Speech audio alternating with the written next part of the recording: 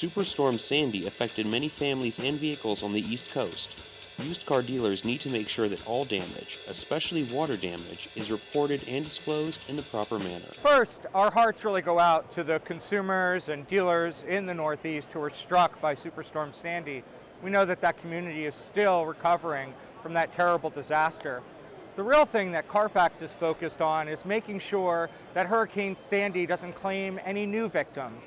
We are working hard with insurance companies, state and local governments to make sure that every one of those Hurricane Sandy vehicles is properly reported and identified. Used car dealers who are taking an inventory right now can rest assured that that information will be included on the Carfax Vehicle History Report. And there's really no reason for a consumer to be buying a vehicle that has undisclosed flood damage.